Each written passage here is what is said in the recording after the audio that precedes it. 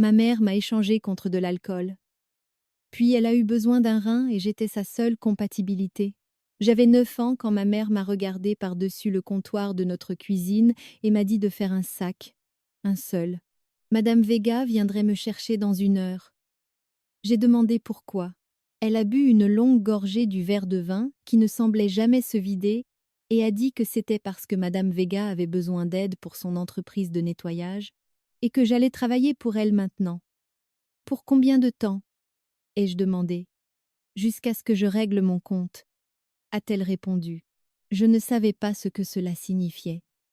Je ne savais pas que Madame Vega possédait le magasin d'alcool où ma mère achetait ses bouteilles.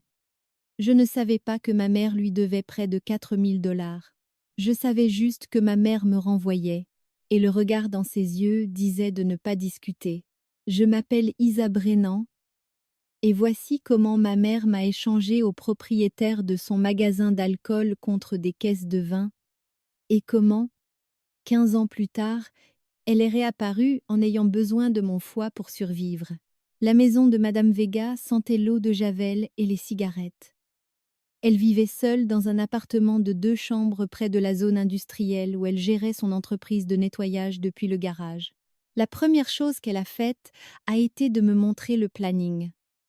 Du lundi au vendredi, je nettoierais des immeubles de bureaux après l'école. Le week-end, des maisons de particuliers. Elle ne me paierait rien, mais la dette diminuerait de 50 $ par semaine. À ce rythme, je lui appartiendrais pendant 18 mois. J'avais 9 ans et je ne comprenais pas que les lois sur le travail des enfants existaient, que troquer sa fille contre une dette d'alcool était illégal. Je savais seulement que discuter empirait les choses avec les adultes. Alors, j'ai hoché la tête et j'ai suivi Madame Vega jusqu'au garage où les produits de nettoyage industriel étaient empilés du sol au plafond. Le premier immeuble de bureaux que nous avons nettoyé était un cabinet d'avocats en centre-ville. 15 étages de salles de conférence et de bureaux privés qui devaient être impeccables au matin. Madame Vega m'a montré comment vider les poubelles sans faire de bruit, comment passer l'aspirateur en ligne droite, comment nettoyer les toilettes jusqu'à ce qu'elles brillent. Mes mains étaient trop petites pour les gants industriels. L'odeur chimique me brûlait le nez. Mais j'ai travaillé de 18h jusqu'à minuit cette première nuit, et Madame Vega a dit que j'avais fait un travail acceptable. Elle m'a ramené chez elle et a désigné un sac de couchage sur le sol de sa 2e chambre. C'est le tien. Sois prête à 5h du matin pour les maisons du samedi. Je suis restée éveillée cette nuit-là, me demandant quand ma mère viendrait me chercher, si elle se souvenait même d'où j'étais. L'école est devenue ma seule échappatoire. Madame Vega m'a inscrite en utilisant son adresse et une fausse lettre de tutelle que ma mère avait signée. La secrétaire de l'école y a à peine jeté un coup d'œil. J'ai dit à ma maîtresse de Seaman que je vivais chez ma tante maintenant parce que ma mère était malade. Madame Patterson n'a pas posé de questions. J'étais calme, je rendais mes devoirs. Je ne causais pas de problème. Je me suis fondue dans le décor, exactement comme je l'avais appris à la maison. Pendant le déjeuner, je mangeais le repas gratuit de la cafétéria et je gardais le goûter pour plus tard. Madame Vega ne me nourrissait qu'1 fois par jour si je finissais mon travail à temps. Si j'étais lente ou si je faisais des erreurs, je restais affamée. J'ai vite appris à être rapide et parfaite. Ma mère a appelé chez Madame Vega exactement 3 fois au cours des 6 premiers mois. À chaque fois, elle demandait si j'étais sage et si je travaillais dur. Je disais oui, car que pouvais-je dire d'autre? Elle n'a jamais demandé si j'allais bien, si elle me manquait, si je voulais rentrer à la maison. Elle disait à Madame Vega de faire court parce que les minutes coûtaient cher, puis raccrochait avant que je ne puisse dire quoi que ce soit de réel. Après le 3e appel, Madame Vega m'a dit que ma mère avait versé 100 $ de plus pour la dette. Elle a dit qu'elle devait vraiment vouloir me récupérer, mais le calcul ne tenait pas debout. Si je gagnais 50 $ par semaine en travaillant, et que ma mère payait occasionnellement de petites sommes, la dette aurait dû rétrécir plus vite. Il m'a fallu des mois pour réaliser que Madame Vega ajoutait des intérêts, que ma mère continuait d'emprunter d'autres bouteilles alors même que je travaillais pour rembourser la dette initiale. J'étais piégée dans un système conçu pour ne jamais finir. Les autres femmes de ménage qui travaillaient pour Madame Vega elles savaient que faire travailler un enfant était mal, mais elles savaient aussi que Madame Vega les payait au noir et ne demandait pas de papier. Parler signifiait perdre leur propre survie. J'ai appris à travailler à leur côté en silence, comprenant sans mots que nous étions toutes piégées de différentes manières. Une femme, Rosa, me laissait parfois la moitié de son déjeuner, quand Madame Vega ne regardait pas, de petites miséricordes qui me permettaient de tenir. Au bout de 10 mois, je suis tombée malade. Fièvre, vomissements, je ne gardais rien. Madame Vega m'a donné 2 jours pour m'en remettre, puis a dit que je devais travailler ou que la dette augmenterait. J'ai nettoyé 3 immeubles de bureaux cette semaine-là, tout en étant prise de vertige et de faiblesse. À 2 reprises, j'ai dû m'arrêter pour vomir dans les toilettes que j'étais censée désinfecter. Rosa m'a trouvée recroquevillée dans un placard à fournitures et m'a apporté de l'eau. Elle a chuchoté dans un anglais approximatif que j'avais besoin d'un médecin, mais Madame Vega ne croyait pas aux médecins, sauf si vous étiez mourant, et même là, seulement si c'était pratique. J'ai survécu avec des biscuits salés et du soda au gingembre jusqu'à ce que mon corps combatte l'infection. Cette expérience m'a appris qu'être malade était un luxe que je ne pouvais pas me permettre. Ma mère s'est présentée ivre un mardi après-midi, 14 mois après m'avoir déposée. Elle a frappé à la porte de Madame Vega en exigeant de me voir. J'étais à l'école, mais Madame Vega a appelé ma classe et m'a fait renvoyer plus tôt. Quand je suis entrée dans la maison, ma mère était assise à la table de la cuisine, pleurant dans un verre contenant un liquide transparent. Elle m'a serrée dans ses bras, une étreinte qui sentait la vodka et la sueur, disant que je lui manquais tellement, qu'elle avait essayé de me récupérer, qu'elle avait presque fini de payer la dette. Madame Vega se tenait dans un coin, les bras croisés, observant la scène. Quand ma mère m'a enfin lâchée, Madame Vega a dit qu'il restait encore 1 600 $ dus. Le visage de ma mère s'est décomposé. Elle pensait que c'était moins. Madame Vega a sorti un registre manuscrit, montrant chaque bouteille achetée, chaque paiement effectué, chaque semaine d'intérêt ajouté. Les chiffres dansaient sur la page, mais le résultat final était clair. Ma mère n'avait pas les moyens de me ramener à la maison. Elle est partie, sans dire au revoir. Elle s'est simplement levée, a pris son sac et est sortie. Par la fenêtre, je l'ai regardée monter dans une voiture conduite par un homme que je ne reconnaissais pas. Madame Vega m'a dit d'arrêter de pleurer et de me préparer pour le travail. Nous avions 4 maisons à nettoyer avant le dîner. J'ai appris ce jour-là que l'amour ne suffisait pas quand l'addiction était en jeu, que ma mère choisirait la bouteille plutôt que moi à chaque fois. Cette connaissance s'est installée dans mes os comme de l'eau froide, permanente et lourde. 15 mois sont devenus 18. 18 sont devenus 24. Madame Vega continuait d'ajouter des frais. Elle disait que j'avais cassé un aspirateur qu'il fallait remplacer. Elle disait que j'utilisais trop de solutions de nettoyage et que le coût était déduit de ma dette. Elle disait que ma mère avait acheté une autre caisse et que le solde était remonté à 3 000. J'avais 11 ans et je travaillais depuis 2 ans sans aucune fin en vue. L'école devenait plus difficile à suivre. Je m'endormais en classe d'épuisement. Mes notes ont chuté. Les professeurs ont commencé à remarquer. Mais quand ils appelaient Madame Vega, elle expliquait que je traversais une période difficile à cause des problèmes de ma mère et qu'elle m'offrait stabilité et structure.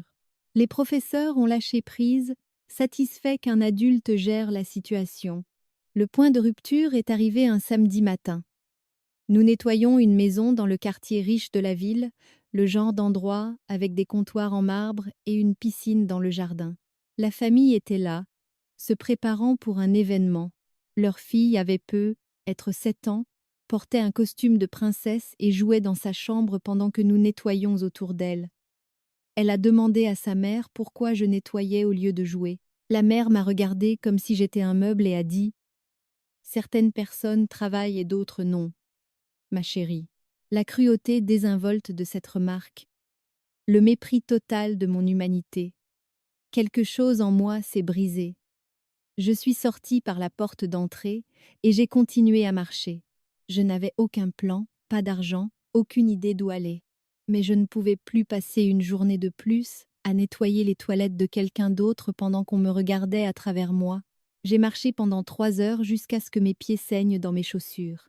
Je me suis finalement arrêtée à une caserne de pompiers parce que je me souvenais avoir appris à l'école que les pompiers aidaient les gens.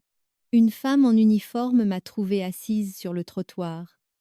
Elle m'a apporté de l'eau et m'a demandé si j'allais bien. Je lui ai tout raconté. Ma mère m'échangeant contre une dette d'alcool, la vie chez Madame Vega, le nettoyage des immeubles pendant 2 ans, la dette qui ne cessait de croître et le travail sans fin. Elle ne m'a pas interrompue. Elle a juste écouté et pris des notes. Puis elle a appelé les services de protection de l'enfance.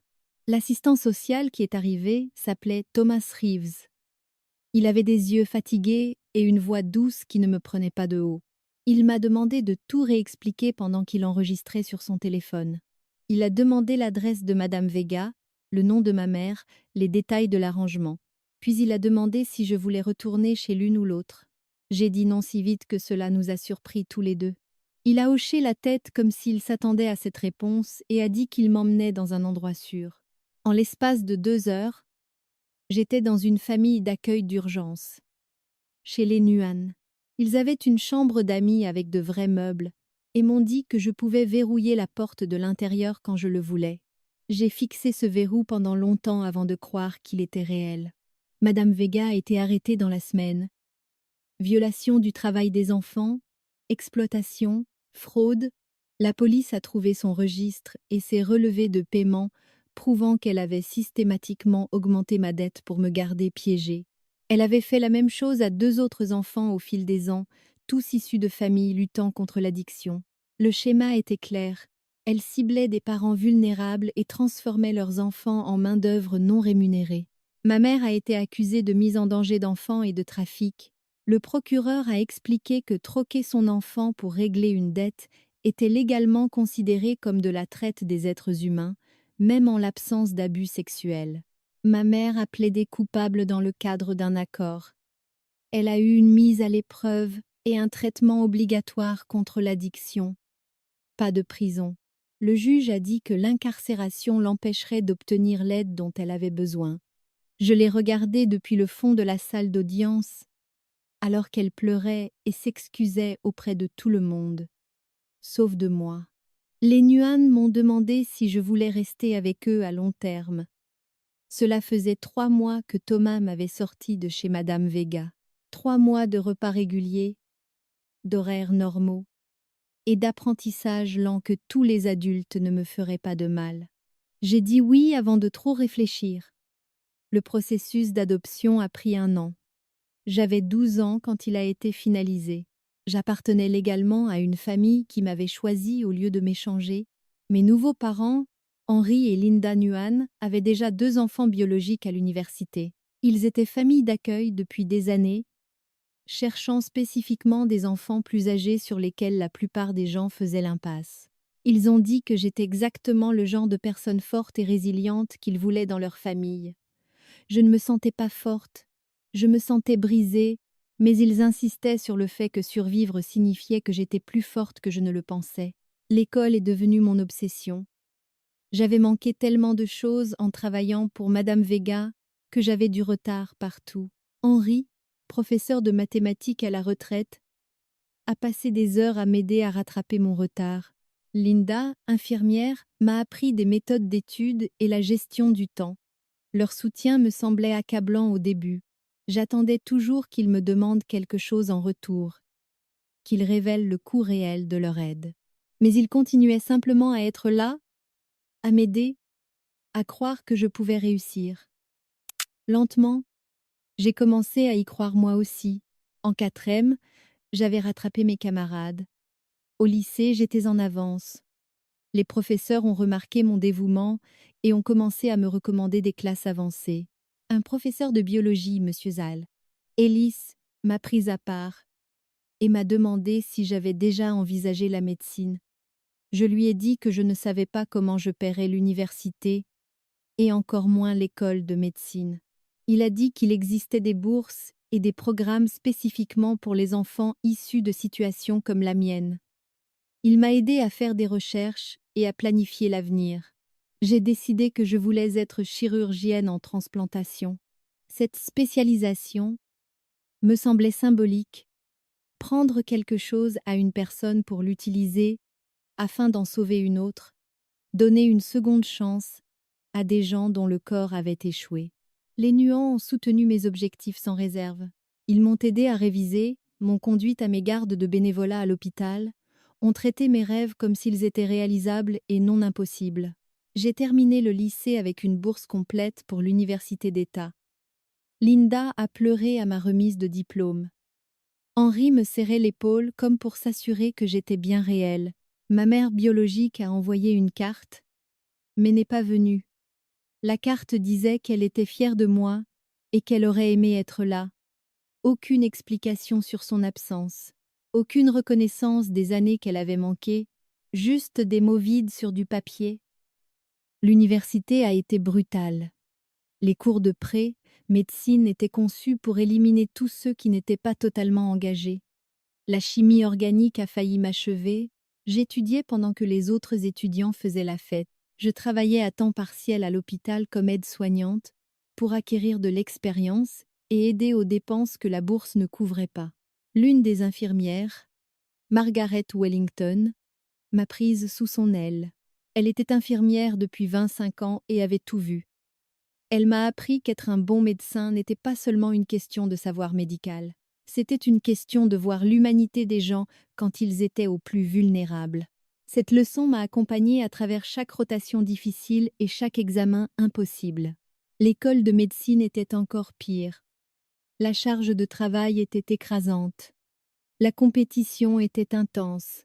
J'avais des camarades dont les parents étaient médecins et qui y avaient été préparés depuis leur naissance. Moi, j'étais la gamine qui avait nettoyé des toilettes pour une dette de magasin d'alcool. Mais avoir survécu à la maison de Madame Vega m'avait appris des compétences qui se transposaient étonnamment bien à la médecine. Je pouvais fonctionner sans sommeil, rester calme dans le chaos, voir les gens au pire de leur forme et revenir le lendemain. Ces compétences de survie sont devenues des avantages professionnels. Au cours des stages de 3e année, j'ai trouvé ma vocation. La chirurgie, spécifiquement la transplantation, la précision, les enjeux, l'idée de donner à quelqu'un une seconde chance. Cela résonnait avec quelque chose de profond en moi. L'internat a été un enfer. Des semaines de 100 heures, des chirurgies qui duraient toute la journée, des chefs de service qui hurlaient si vous faisiez la moindre petite erreur, des patients qui mouraient malgré une technique parfaite. Mais je devenais chirurgienne. J'apprenais à tenir un scalpel sans trembler. J'apprenais à prendre des décisions de vie ou de mort avec des informations incomplètes. Margaret avait été mutée dans le même hôpital et venait me voir lors des gardes brutales. Elle s'assurait que je mangeais, me rappelait pourquoi je faisais tout ça. À ma 4e année, j'étais douée. À la 5e, j'étais excellente. Je suis devenue interne en chef lors de ma dernière année, gérant les autres internes et coordonnant avec les titulaires. Après l'internat, j'ai été acceptée pour une spécialisation fellowship en chirurgie de transplantation. 2 années de formation supplémentaire pour devenir l'une des meilleures du pays. J'avais 29 ans et j'étais enfin devenue la personne que je m'étais promis d'être quand j'avais 9 ans, en récurant les sols des autres. Puis est arrivé le dîner pour mon acceptation en spécialisation. Les nuances étaient là. Ils étaient plus vieux maintenant, mais toujours fiers, toujours présents.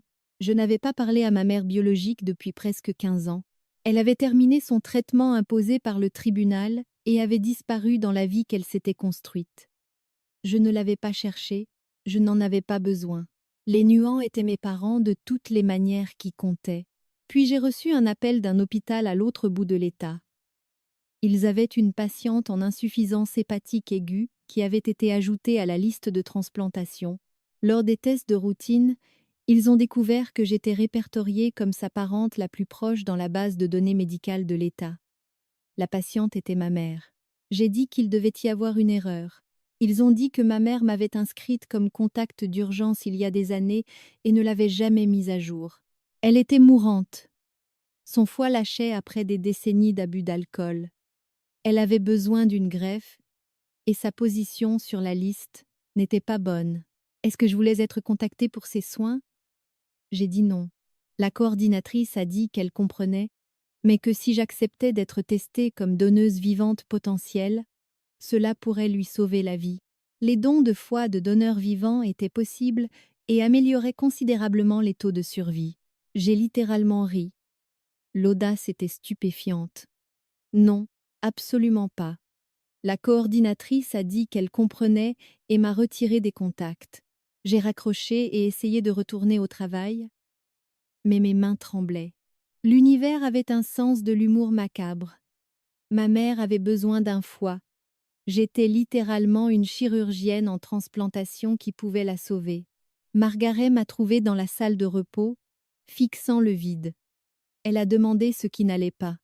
Je lui ai tout raconté. Madame Vega, l'échange contre l'alcool, l'appel. Elle s'est assise à côté de moi et m'a demandé ce que je voulais faire. Rien, ai-je dit. Elle ne mérite pas mon aide. Margaret n'a pas discuté. Elle a juste demandé si c'était ce que je voulais vraiment ou ce que je pensais devoir vouloir. Je n'avais pas de réponse. Au cours de la semaine suivante, je n'ai pas pu arrêter d'y penser. Ma mère mourait. Une transplantation hépatique la sauverait. J'avais un groupe sanguin compatible. Selon le dépistage préliminaire, je pourrais lui sauver la vie, la même femme qui m'avait troqué contre des caisses de vin, qui avait choisi l'alcool plutôt que d'être une mère, qui m'avait laissé travailler comme une enfant esclave pendant 2 ans. J'ai appelé les Nuan. Linda a répondu immédiatement, sentant que quelque chose n'allait pas. J'ai expliqué la situation. Elle a écouté sans interrompre. « Que penses-tu que je devrais faire ?» ai-je demandé. Elle a dit que je devais faire ce qui me permettrait de dormir la nuit, que les 2 choix étaient valables. Henri a pris le téléphone et a dit « Cette femme a échoué envers toi de toutes les manières possibles. Tu ne lui dois rien. » Leur soutien m'a fait pleurer. Même après toutes ces années, j'avais besoin d'entendre que ma colère était justifiée. Je suis allée en thérapie 3 fois cette semaine-là. Mon thérapeute m'a demandé, dans le cas du don, je voyais ma mère vivre peu, être restée sobre, peu, être pas, mais vivante avec une chance. Je me voyais me demander si j'avais été manipulée, si j'étais stupide de croire que les gens pouvaient changer. Dans le cas du refus, je la voyais mourir. Je me voyais à son enterrement, ou n'y assistant pas. Je me voyais me demander si j'aurais pu la sauver et si le fait d'avoir choisi de ne pas le faire me rendait aussi mauvaise qu'elle. Aucun scénario n'était satisfaisant. Il n'y a pas de bonne réponse, a dit mon thérapeute. Il s'agit de ce avec quoi vous pouvez vivre. J'ai pris 1 semaine de congé pour réfléchir. Les Nuans m'ont invité à dîner tous les soirs. Margaret appelait quotidiennement. Le 5e jour, j'ai rappelé la coordinatrice des transplantations. Je veux être testée comme donneuse potentielle. Elle a semblé surprise mais est restée professionnelle. Puis-je demander ce qui vous a fait changer d'avis? Je suis devenue chirurgienne parce que je crois que tout le monde mérite une seconde chance, ai-je dit. Même les gens qui ne le méritent pas. Si je laisse mes sentiments personnels l'emporter sur cette conviction, alors, je suis une hypocrite. Les tests ont pris 3 semaines. Analyse de sang, typage tissulaire, évaluation psychologique, examen des antécédents médicaux, tout a confirmé que j'étais une excellente compatibilité. Mieux qu'excellente. Presque parfaite. L'équipe de transplantation a demandé si je voulais rencontrer ma mère avant la chirurgie. J'ai dit non. Ils ont demandé si je voulais qu'elle sache que le foie venait de moi. J'ai dit non. Ils ont expliqué qu'ils ne pouvaient pas garantir l'anonymat vu les circonstances, mais qu'ils feraient de leur mieux. La chirurgie a été programmée un jeudi matin. Les Nuances sont venus à l'hôpital à 4h pour me voir avant que j'entre au bloc. Linda m'a tenu la main et a dit qu'elle était fière de moi pour avoir choisi la compassion plutôt que la colère. Henry a dit que j'étais plus forte qu'il ne le serait jamais. Margaret est passée dans sa blouse de travail. Elle travaillait ce jour-là à un autre étage. Elle a dit qu'elle viendrait me voir après sa garde. Mon titulaire, le docteur Rachel Kim, pratiquerait mon hépatectomie pendant qu'une autre équipe s'occuperait de la receveuse. Elle m'a demandé une dernière fois si j'étais sûre. Non, ai-je dit, mais je le fais quand même. Elle a hoché la tête et a dit: c'est la définition même du courage. Ils m'ont endormie. La chose suivante dont je me souvienne, c'est mon réveil en salle de réveil avec une partie de mon foie en moins, et la certitude que quelque part dans cet hôpital, ma mère le recevait. La douleur était intense. Le poids émotionnel était pire. J'avais donné une partie de mon corps à la femme qui m'avait échangé, qui avait choisi les bouteilles plutôt que d'être mère, qui m'avait laissé nettoyer des toilettes pour sa dette. Les Nuans m'ont rendu visite pendant ma convalescence. Ils ont apporté des fleurs et sont restés assis avec moi pendant que je somnolais. Margaret est passée après son service et a dit que la chirurgie de ma mère s'était bien passée, qu'elle était en soins intensifs et récupérait. Elle a demandé comment je me sentais. J'ai dit vide, comme si j'avais donné quelque chose que je ne pourrais jamais récupérer. À J+3, la coordinatrice de ma mère m'a demandé si j'acceptais de la voir. Elle quittait les soins intensifs et posait des questions sur son donneur. J'ai dit non. La coordinatrice a dit qu'elle comprenait, mais voulait que je sache que ma mère allait bien. Le foie fonctionnait correctement et son pronostic était bon. Au 7e jour, j'ai eu ma sortie. Les Nuans m'ont conduite chez eux pour ma convalescence. Linda avait préparé mon ancienne chambre. Henry avait rempli la cuisine avec des aliments que je pouvais manger. J'ai passé 3 semaines chez eux à guérir physiquement tout en essayant de digérer ce que j'avais fait. Ma mère m'a laissé un message vocal le 12e jour. L'hôpital lui avait dit que le donneur souhaitait rester anonyme, mais elle avait compris. Elle avait reconnu le nom du chirurgien. Elle savait. Isa, je ne sais pas quoi dire. Je ne mérite pas ça. Je ne te mérite pas.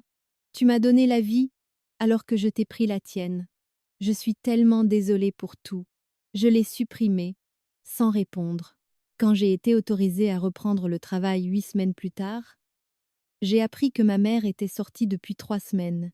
Elle allait bien, assistait à ses rendez-vous de suivi, prenait ses médicaments anti-rejet. Elle avait demandé après moi plusieurs fois, voulait me voir, me remercier, s'expliquer. J'ai dit à la coordinatrice d'arrêter de me transmettre ces messages. J'avais donné ce foie parce que je croyais aux secondes chances, pas parce que je voulais une relation. 4 mois après la greffe, elle s'est présentée à l'hôpital. La sécurité m'a appelée. Je suis descendue, déjà en colère. Elle avait l'air mieux, en meilleure santé. Le teint jaune avait disparu. Elle avait pris du poids, n'était plus la figure squelettique d'autrefois. Je sais que tu ne veux pas me voir, a-t-elle dit. Mais j'ai besoin de te remercier en personne. Tu l'as déjà fait, ai-je répondu, dans un message vocal que j'ai supprimé. Alors j'ai besoin de le dire encore une fois. Tu m'as sauvé la vie après tout ce que j'ai fait. Pourquoi? La question flottait entre nous. Parce que je suis médecin, ai-je dit. Parce que je crois aux secondes chances même quand les gens ne les méritent pas. Et parce que j'avais besoin de me prouver que j'étais meilleure que toi. Elle a tressailli.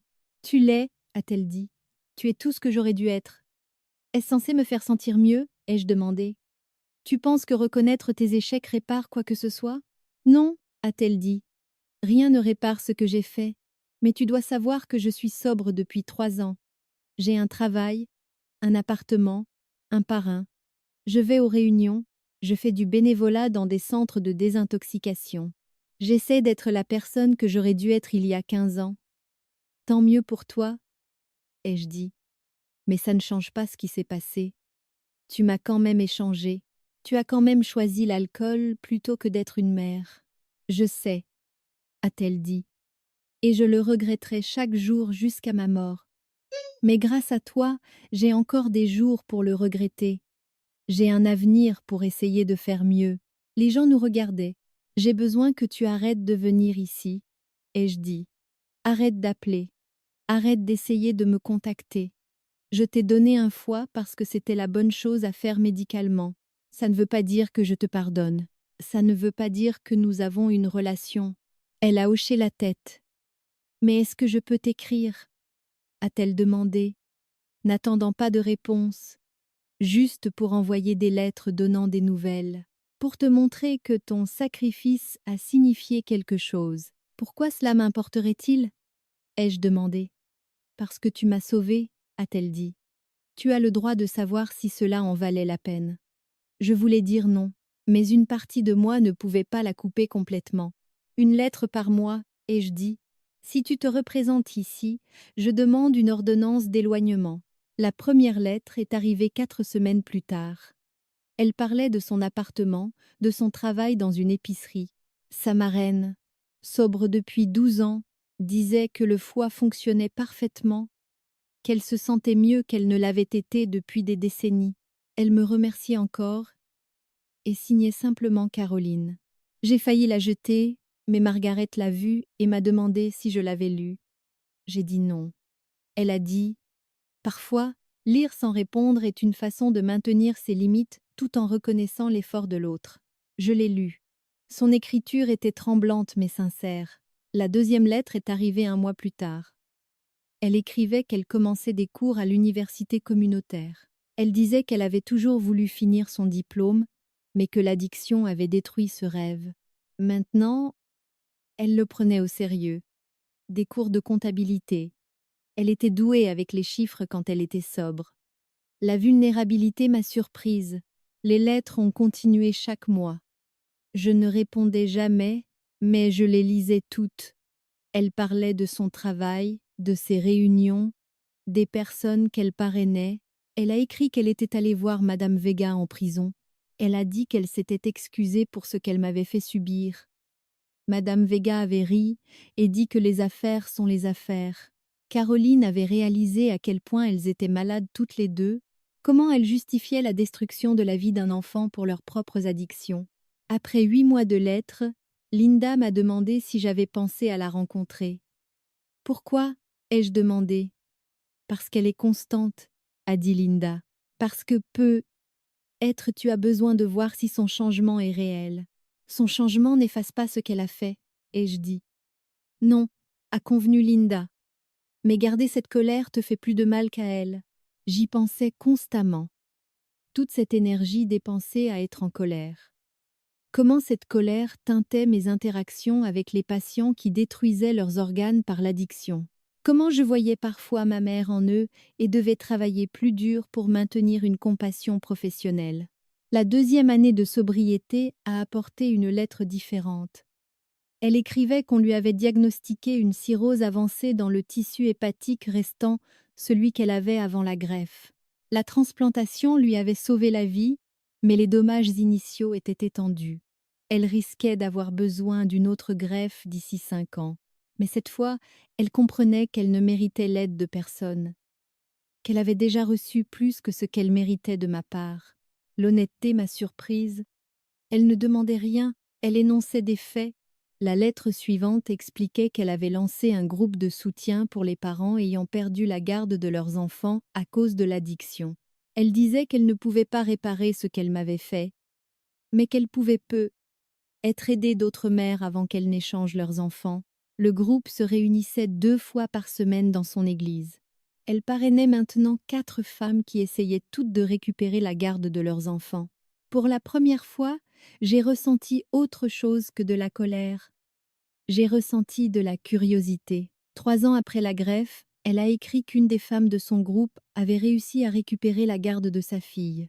Caroline avait assisté à l'audience et regardé cette mère retrouver son enfant après 2 ans de séparation. Elle a écrit avoir pleuré dans les toilettes du tribunal après, sachant qu'elle n'aurait jamais ces retrouvailles avec moi, que j'avais avancé et construit une vie sans elle, et qu'elle était reconnaissante que j'ai survécu malgré elle. La lettre se terminait en disant qu'elle comprenait si je ne voulais jamais rien de plus que ces nouvelles mensuelles, qu'elle était reconnaissante pour ce petit lien. Je suis restée avec cette lettre pendant des semaines. Margaret m'a demandé si j'avais pensé à la voir.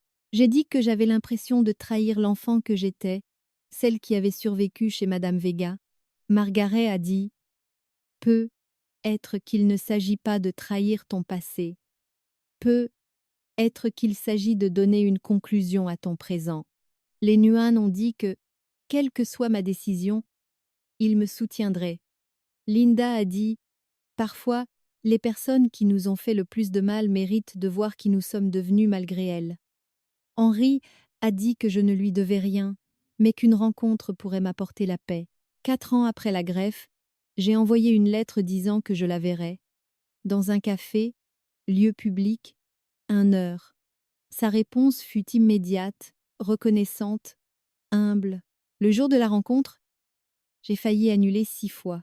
Margaret m'a aidé à gérer mon anxiété. Linda a appelé pour me rappeler que j'étais assez forte. Henri m'a envoyé un SMS disant qu'il était fier de moi. Je suis arrivée en avance et me suis assise là d'où je pouvais voir la porte. Elle est entrée pile à l'heure. Caroline avait l'air en bonne santé. 4 ans de sobriété, de travail, d'études. Elle avait repris du poids. Son visage n'était plus creusé. Ses yeux étaient clairs. Elle m'a vue et s'est approchée avec précaution, comme on approche quelque chose de fragile. « Isa » a-t-elle dit.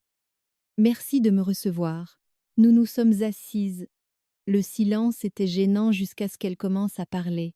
Elle m'a parlé de ses cours, de son diplôme de comptabilité qu'elle obtiendrait le semestre suivant, de son groupe de soutien qui se réunissait maintenant 3 fois par semaine, des 12 femmes qu'elle parrainait, du fait d'apprendre à vivre sans alcool pour la première fois depuis ses 17 ans.